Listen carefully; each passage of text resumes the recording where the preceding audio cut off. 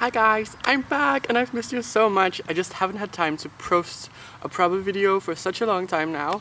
But today I really wanted to talk about something that that is kind of not beauty related, but that I think is important to be open about if you can.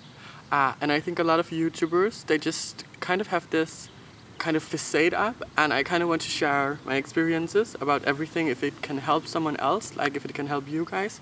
And I want to share my story, like my self-harm and eating disorder story, because I know this is something that is going on in a lot of in a lot of people's lives, and it can really take up so much space in your life. And I think if you can give people like tips and tricks and share your story and your experience, maybe it can help someone else. So, well, I haven't done anything self-harm-ish or eating disorder-ish since 2010, so I feel like I'm pretty much recovered from everything, which is nice, but I've put a lot of energy and thought into kind of removing myself from this place, like this negative, sad place in my life, to something else.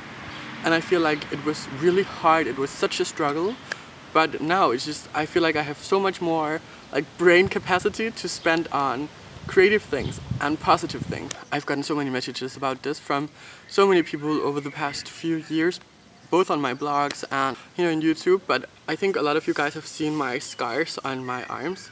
I don't know if you can see it now. I'm just going to try to show you. How do I do this?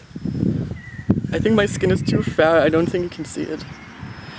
Well, I had scars pretty much from here to here. And they were pretty bad, like really bad. It started out it was pretty innocent, because, you know, some of your friends might have done it and you're like, maybe I can do it too, maybe it helps. And I started doing it with like safety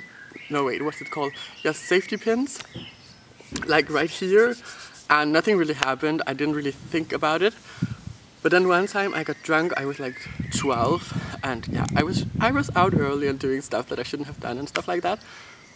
But I got well, I'm not going to give you any tricks now, but I got a razor, like a shaving razor, and I just did it bad. And I think for me, I was in elementary school and I had a really hard time, because I was trying to not fit in, but find myself and find my own like path and way to go.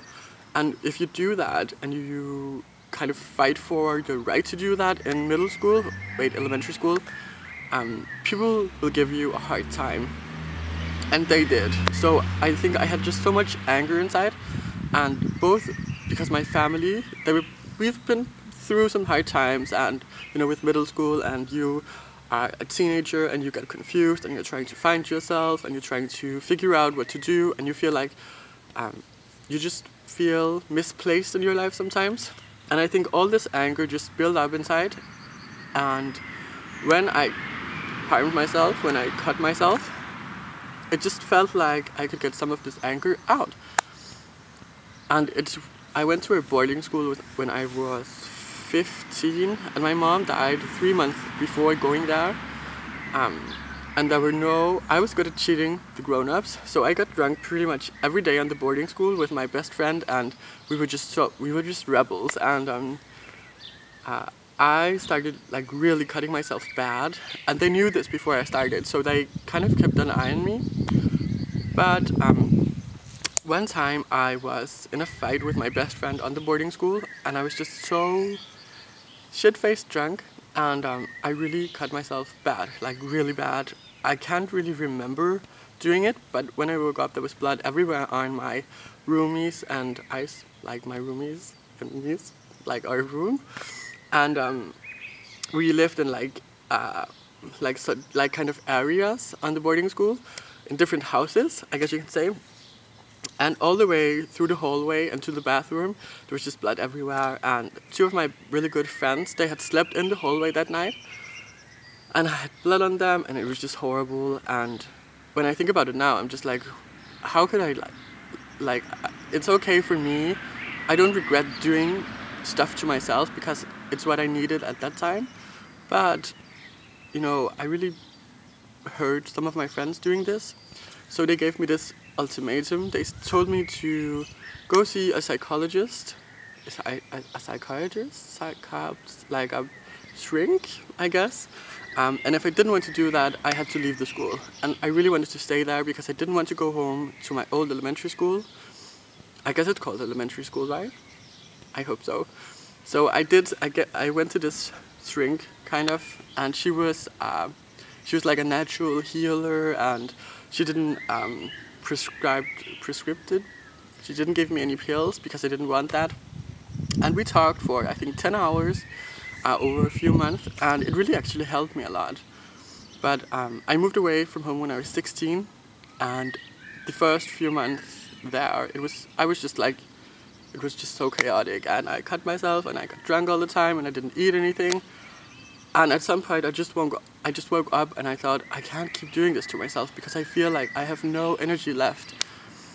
And I started thinking, what can I do besides hurting myself to kind of get some of this anger and stress and sadness out?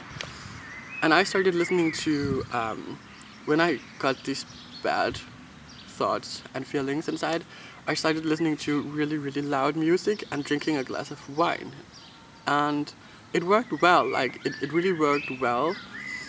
But I figured out that when I'm sad and stressed out and angry, doing something creative, like if you're good at painting or drawing or making clothing or jewelry, or like if you write music or poetry, if you're sad, use these feelings to kind of make something creative. For me, it's just my way of getting out of all this badness.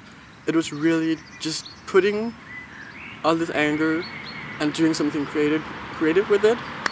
And it might seem so strange that you can do this, but if you work really hard on it, and if you really focus, people are looking at me. I feel like Alice in Wonderland today because I'm like with this headband and stuff. Oh, anyway, I worked really hard towards this positive kind of person I am today, and I think the most important thing is just finding true good friends that will support you when it gets bad, and just surrounding yourself with people who are good for you and will make you feel better and can provoke your creative side.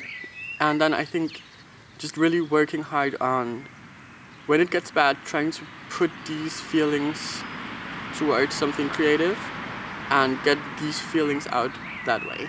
I hope that makes sense, because for me that's just the most important thing I've learned about myself, that it's okay to feel bad and not to feel ashamed of yourself for feeling bad, but also just to spend all this energy, the sad energy, and doing something creative with it. And I think that's what made me grow in the end. But yes, I just felt like today I wanted to share something a little bit more personal with you guys, because I've gotten so many questions about, self-harming and eating disorders, and I think it's important to talk about if you feel ready. And I think I'm at a point in my life right now where I feel ready and open and good about myself and what I have accomplished and stuff. So I think also the word or the saying, it gets better, yes it does, but you also need to work for it. And yeah, I think that's everything.